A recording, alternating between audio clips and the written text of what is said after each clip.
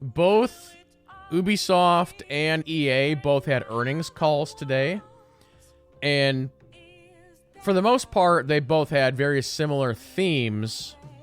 But one theme in particular that I thought was pretty interesting. So I think we'll start with the... Do we want to start with EA? Or do we want to start with Ubi? I think we'll start with... Actually, we'll start with Ubisoft. So Ubisoft basically came out today in their call and said that according to their numbers, they're now at an all-time record high for number of players playing their games at 141 million players.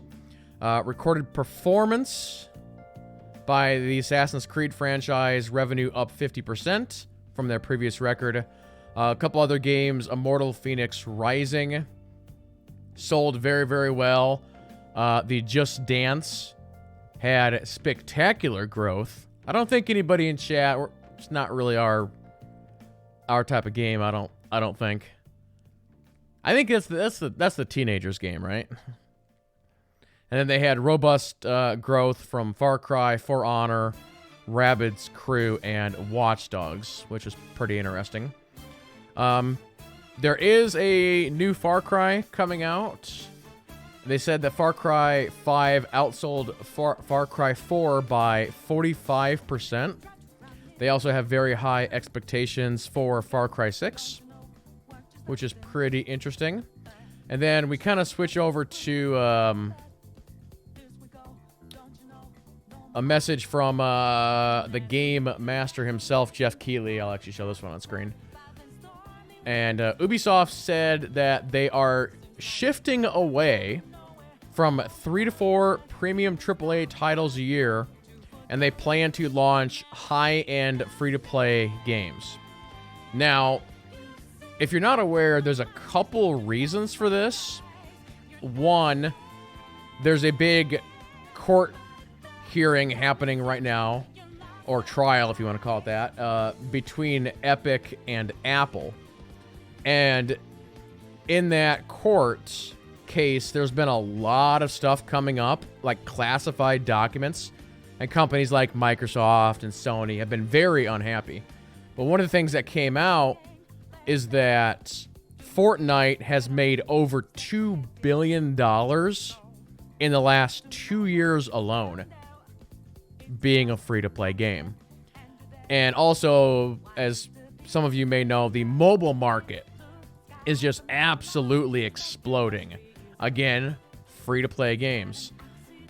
And we've seen this trend happening over the last several years where we see all these cash shops opening for cosmetic gear and that sort of stuff. And developers have essentially learned that players will actually spend more than that $60 price tag in the cash shops.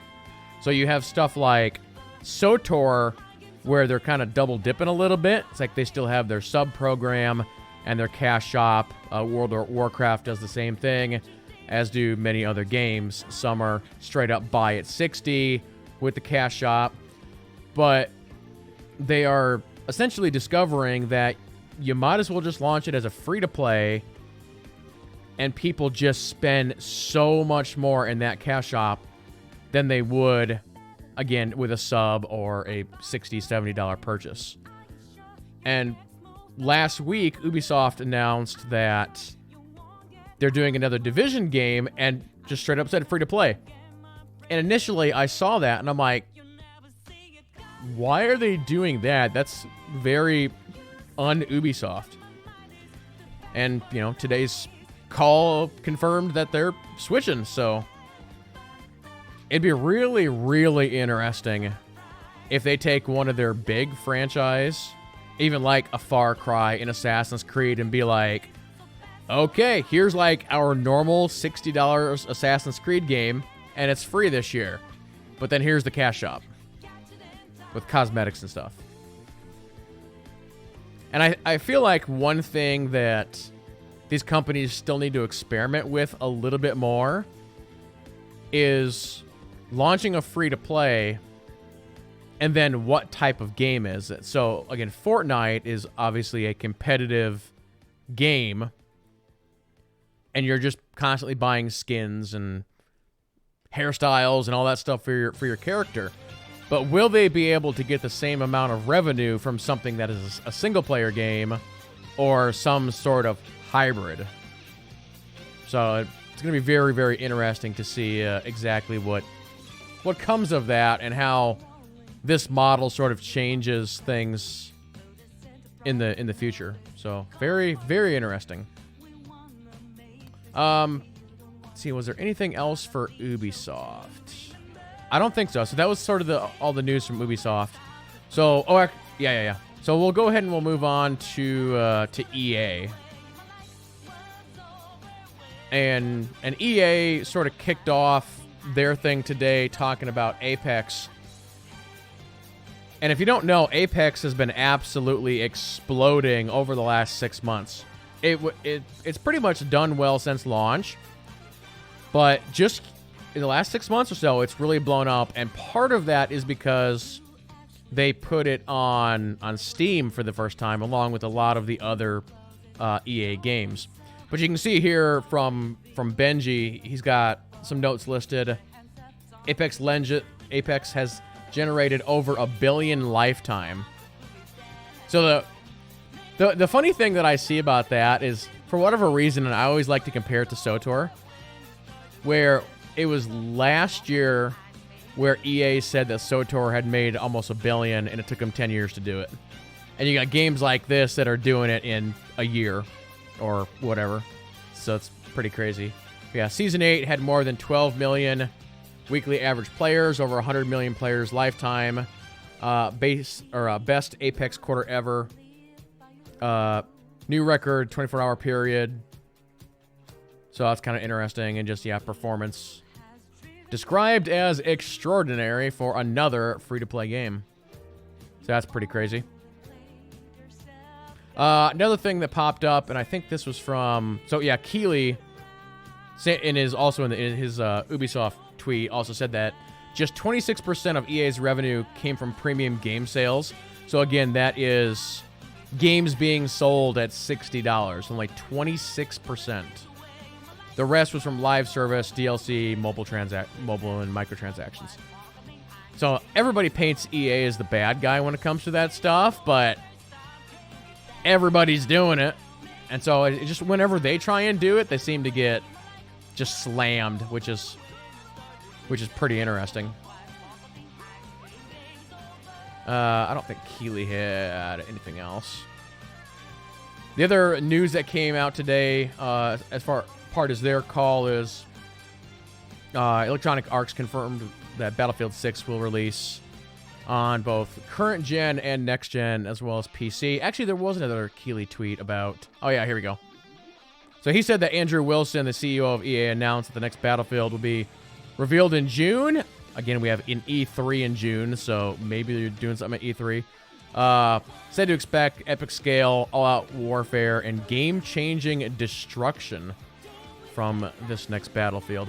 Actually, I don't know if anybody in chat played the last Battlefield, but I thought visually that game just looked absolutely fantastic.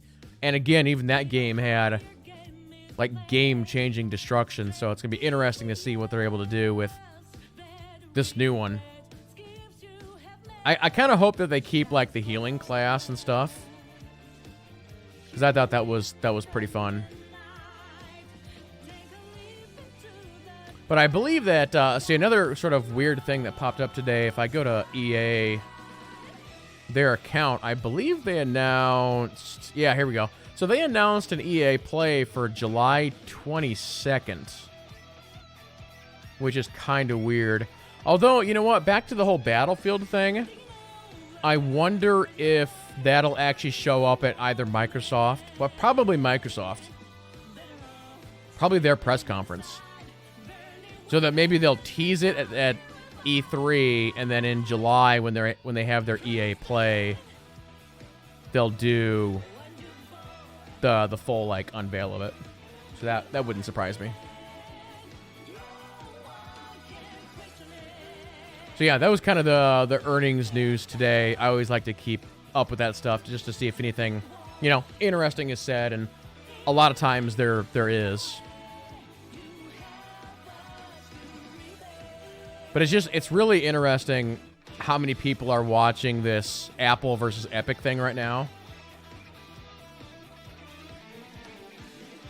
We'll have to see what else potentially comes out of that, but it's been pretty crazy. So sort of in other news, that Base 1 game that I showed you guys, that game actually came out today, and I got a 4 gig day 1 patch for it. So we might check out that game at a later date, probably after Mass Effect at this point, but I would definitely like to check out the full release. And then we got a couple of trailers that I want to check out. So we'll do that here real quick. Go ahead and mute that. Amazon actually released a new trailer for New World, which is their upcoming MMO. So let's see what this is, chat.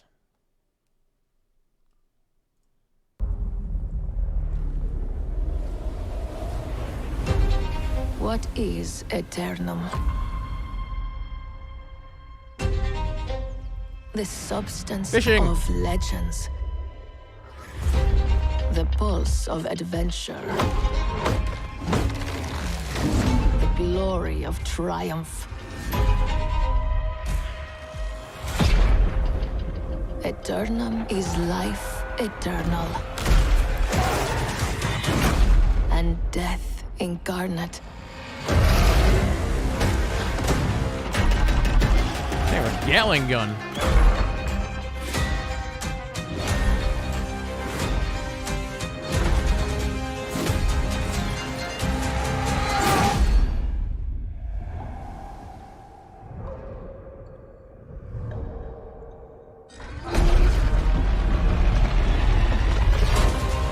What is Eternum? The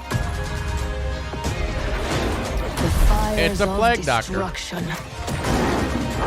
Rage and malice. Eternum is the truth behind nightmares. What is Eternum? That depends on you. They got the old glowy eyes. August 31st. Boy. I don't know if that's going to make it. All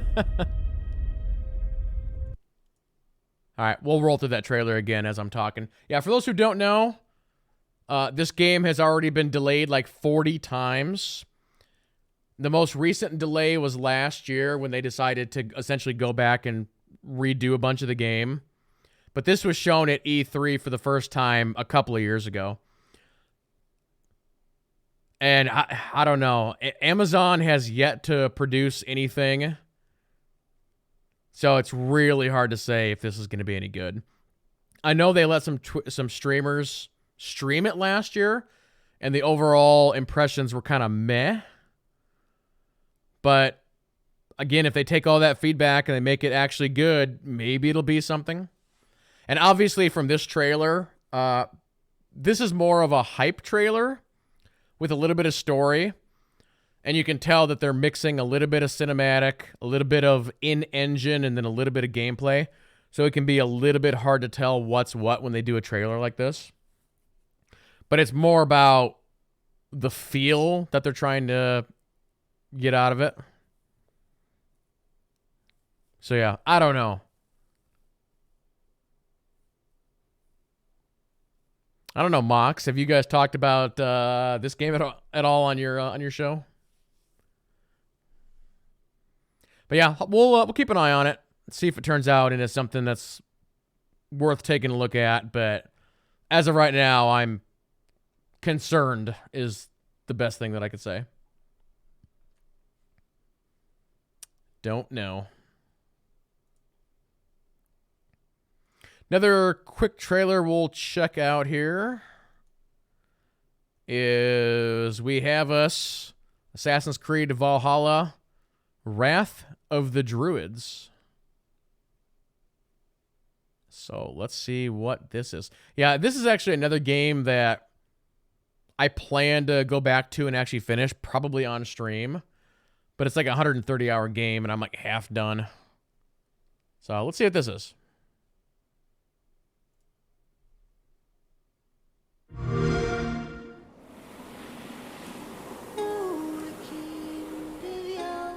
Ireland sings a mystery. Listen, and you will hear the beginnings of the world. But a grim tide begins to It's stir. a pretty looking game. It is a force greater than kingdoms. It is a shadow darker than war. Fear has captured the kingdoms. Whispers of dark spirits. The children of Danu have perverted their beliefs into a weapon.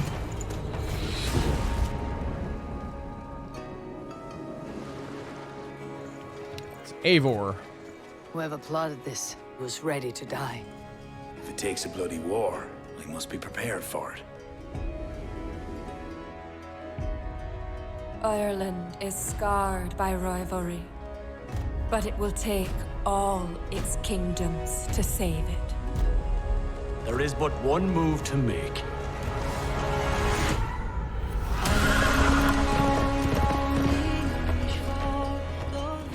The children of Danu make the poison, but they also hold its cure. I pray the spirits guide you.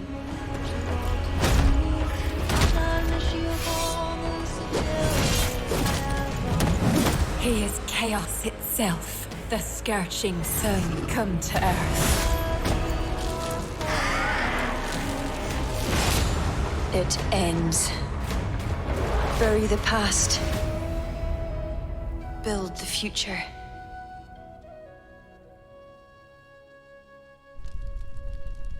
May 13th.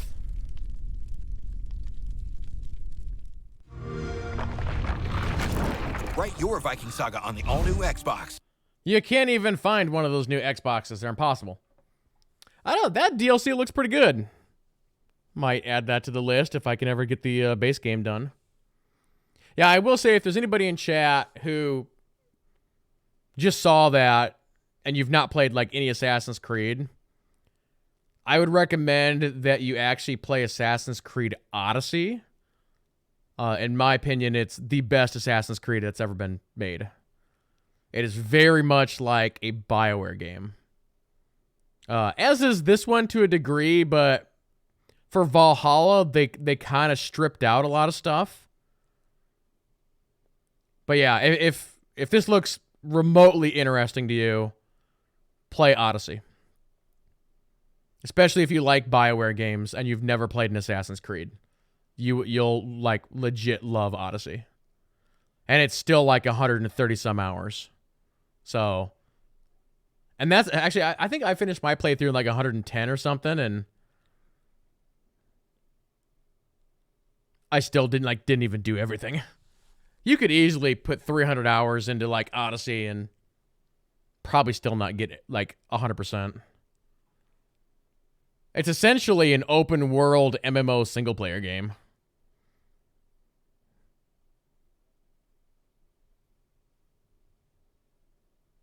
Mock says you got about 600 hours into Odyssey. You'll add it to Witcher 3 and Skyrim. Another two games that are 100 plus hours.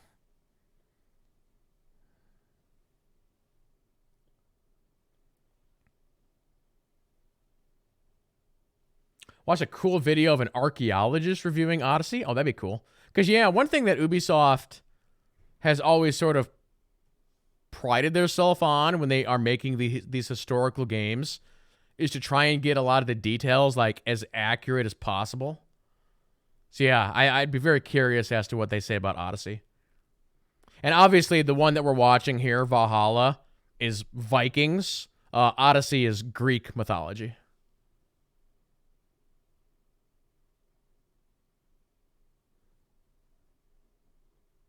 Played it like nonstop during the or beginning of the pandemic.